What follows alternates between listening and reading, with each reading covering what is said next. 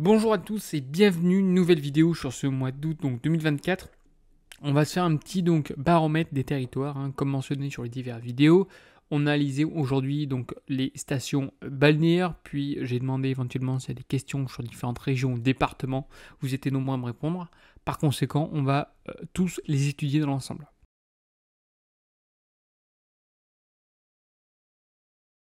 Alors juste quelques petits points qui me semblent importants à mentionner. Premièrement, je ne suis absolument pas un agent immobilier. Oui, en effet, je travaille dans l'immobilier, un peu plus côté finance, mais je ne suis pas agent immobilier. Donc pour vous dire que voilà, je n'ai aucun contact, affiliation sur telle région, tel endroit. L'objectif, c'est rester le plus neutre possible.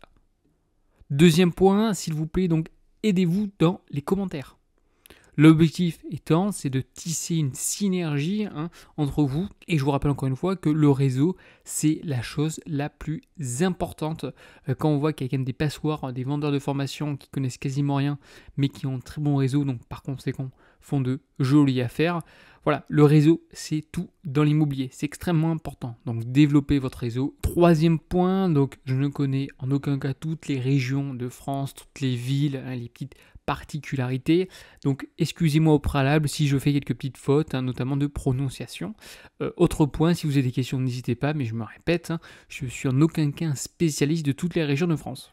Quatrième point, s'il vous plaît, si vous souhaitez aller dans le détail, n'hésitez pas à approfondir vos recherches via d'autres documents, tels que par exemple l'INSEE. Aujourd'hui, on peut rentrer dans le détail sur des documents tels que l'INSEE, ainsi que d'autres sources. Donc n'hésitez pas. Encore une fois, moi c'est seulement un petit aperçu du baromètre, notamment cette fois-ci en France, donc département par département, et vous allez voir par la suite les villes les plus importantes. Donc si vous souhaitez, rentrez en détail via d'autres documents. Et surtout, n'oubliez pas, l'immobilier, il y a la théorie, mais également de la pratique. Donc allez sur le terrain, c'est important. Changez donc les horaires, les jours, donc week-end, semaine. Il est primordial que vous devez aujourd'hui aller sur le terrain. Autre point qui est assez important, ça va être aujourd'hui que j'ai réalisé justement 4 vidéos déjà, ça fait un petit moment, ça va faire quasiment 9 mois, ouais, 6-7 mois, sur aujourd'hui, donc j'appelle ça guide d'achat, à prendre entre guillemets entre pincettes, mais c'est surtout premièrement donc un guide d'achat notamment sur les maisons, donc lotissement parce qu'on a un statut juridique qui est spécifique, les maisons également, bon ça c'est l'ensemble des maisons, c'est 20 minutes, et après tout ce qui est lié à la copropriété. Je rappelle la copropriété, le plus important, c'est en aucun cas votre appartement, on s'en fout royalement, c'est la copropriété. Petit spoil, en effet, pourquoi? Parce qu'aujourd'hui, lorsque vous allez investir dans un appartement, c'est pas compliqué. Plancher, plafond, mur, notamment porteur, même des fois donc balcon, tout ça, ça appartient à la copropriété. Techniquement, vous achetez du vide. Donc, c'est ce que je vous explique à travers ces vidéos, comment analyser notamment la copropriété et éviter encore une fois de faire donc des fautes, parce que les fautes, les erreurs, ça coûte extrêmement cher. Allez, on continue avec la région de Corse qui se situe juste ici. Je pense que ça, tout le monde le sait. On va continuer avec notamment le nombre de ventes donc de logements en Corse. Premièrement, nous avons quand même aujourd'hui un nombre de transactions qui est assez faible. On est pour les plus hauts à quasiment 5000 transactions. Autrement, d'une manière générale, on est aux alentours de 4000 transactions. Donc évidemment, une baisse, une correction de 16%, c'est un peu moins qu'aujourd'hui que la France entière, c'est ce qu'on peut constater. Deuxièmement, on a un taux de rotation qui est plus faible, avec 1,6%. Alors au niveau du nombre de ventes de logements par département, évidemment il y a Corse du Sud et Haute-Corse. Dans l'ensemble, les deux se suivent, il n'y a pas de grande différence en termes de nombre de logements, c'est-à-dire sur le volume de transactions. Au niveau du parc de logements, on est à peu près sur des nombres qui sont similaires. C'est également aujourd'hui sur le nombre de ventes, on est quasiment pareil. L'évolution, c'est exactement la même chose.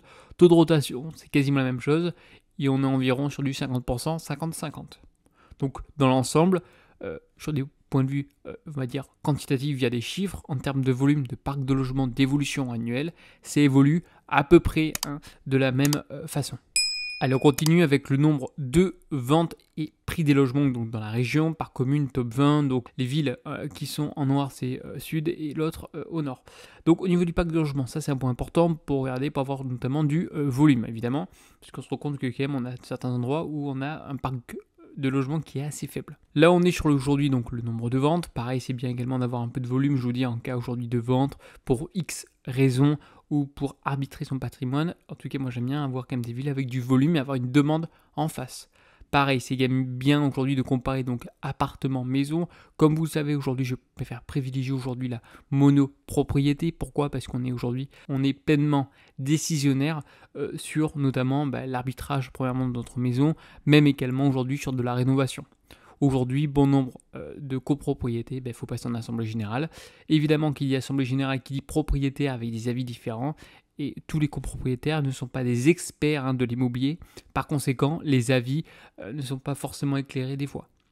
Je tiens à vous mentionner qu'il est important aujourd'hui dans l'immobilier de maintenir correctement aujourd'hui donc votre actif immobilier. On a une maintenance qui est soit aujourd'hui préventive ou curative. Alors il y en a d'autres, mais principalement ces deux-là. La curative évidemment est beaucoup plus chère, notamment en cas de dysfonctionnement. De ce fait, il est important aujourd'hui d'entretenir de façon régulière votre patrimoine immobilier via aujourd'hui donc de la maintenance préventive.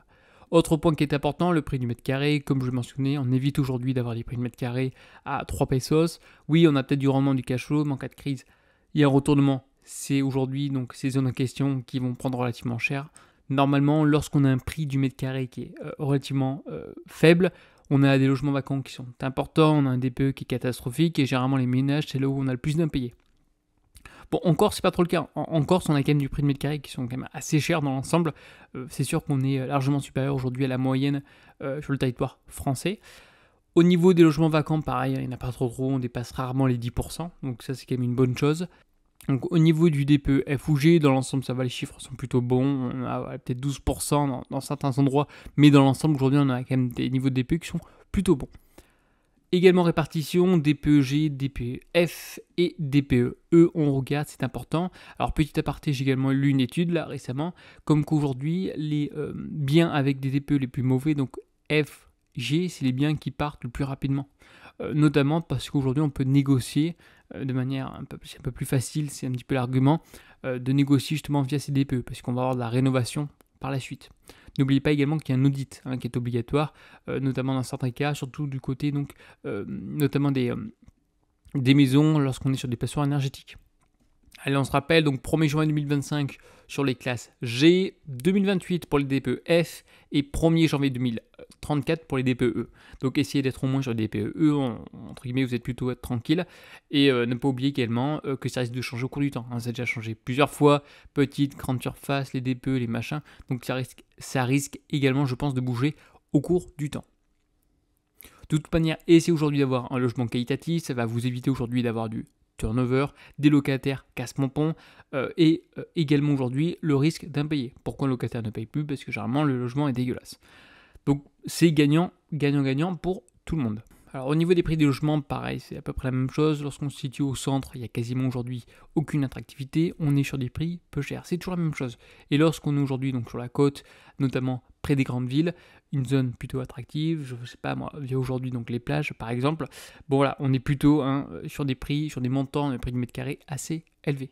Alors je ne dis pas à chaque fois qu'il faut investir là où le prix est le plus cher, non, mais privilégiez aujourd'hui des zones avec une localisation adéquate, avec une certaine attractivité. Ceci étant, c'est pas parce qu'aujourd'hui on a quand même des zones peu chères qu'elles par la suite ne peuvent pas, on va dire, s'apprécier. Ceci étant, l'objectif avant tout investissement, c'est de ne pas perdre d'argent. Donc n'oubliez pas, emplacement, c'est vraiment la clé dans l'immobilier. Et non cash flow. Au niveau donc de l'indice des prix, donc des logements, notamment en Corse, on peut voir il y a une forte appréciation au cours du temps. Ça corrige pas trop, techniquement c'est quand même joli à voir, on n'est pas quand même sur une montée exponentielle, mais ça se développe petit à petit. Les deux se suivent, il y en a peu une qui est meilleure que d'autres, Corse du Sud ou Corse du Nord. Loin de là, on est quand même sur une jolie courbe croissante. Au niveau de la Corse du Sud, on est quand même à plus de 4 000 €, donc on est quand même sur des montants qui commencent à être importants.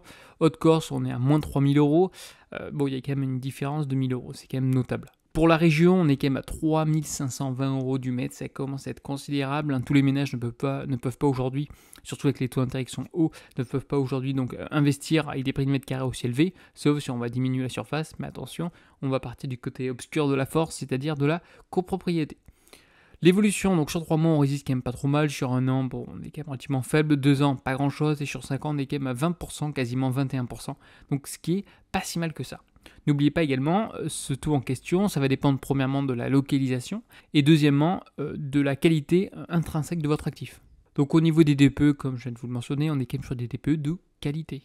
On est quasiment plus de 50% largement avec des DPE A, B, C, ce qui est quand même remarquable. Alors on sait aujourd'hui que notamment la localisation et par la suite au niveau de l'altitude, le DPE le prend en compte, mais dans l'absolu, voilà, on a très peu de DPE F ou G. Comme vous pouvez le constater, la France aujourd'hui on est quasiment à 13%, là on est en dessous de 10%, mais largement, on est à 7% ou 5%. Niveau, comme d'habitude, ce sont les maisons qui ont les DPE les plus catastrophiques. Les appartements, bon, c'est top, tip top. Donc, DPE en Corse, vous risquez a priori pas grand-chose. De toute manière, la Corse, donc Corse du Sud ou Haute-Corse, voilà, l'hiver, vous n'allez pas avoir moins 10, qu'on soit très clair. Alors, peut-être l'été, il va faire chaud, mais dans l'absolu, voilà, le DPE, je trouve qu'à certains endroits, c'est un facteur à prendre en compte, dans d'autres, un peu moins. Je termine la vidéo par un petit site qui est gratuit, je rappelle qu'il est gratuit, qui s'appelle Citisia, alors qui n'est pas forcément à chaque fois à jour, mais ça peut quand même vous donner aujourd'hui certaines pistes pour approfondir notamment vos recherches en immobilier sur certains biens.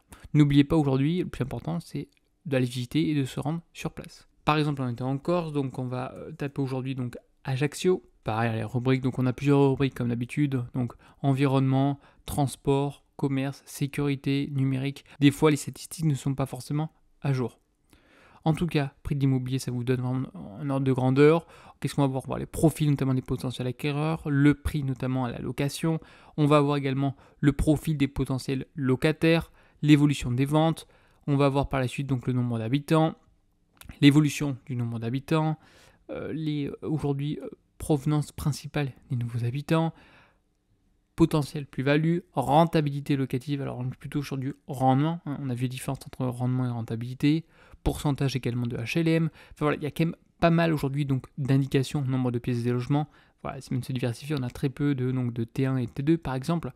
Bon, voilà, encore une fois, tous les données ne sont pas à jour, il y est mentionné donc INSEE 2018, donc voilà, il y a quand même quelques années de retard. Ceci étant, si vous êtes vraiment intéressé par une ville et vous souhaitez vraiment rentrer davantage dans les détails, comme je viens de vous le mentionner en début de vidéo, allez directement sur l'INSEE et récupérez ces informations qui vous manquent sur le nombre de pièces des logements. Ça peut être intéressant, par exemple. L'ancienneté également des logements. Bref, il y a énormément de choses à prendre en compte. Citisia, je trouve ça pas mal. C'est un site qui est gratuit, il n'y a pas d'inscription. Donc allez-y. Moi, je trouve que ça vaut le coup pour jeter un petit coup d'œil pour avoir, on va dire, davantage de détails. Allez, la vidéo donc touche à sa fin. Donc on a fait la Corse et puis on va continuer le reste étape par étape. Comme d'habitude, si vous avez des questions, surtout n'hésitez pas dans les commentaires. Merci encore pour vos soutiens, pour vos messages, c'est très agréable. Et je vous dis à une prochaine. Allez, bye bye.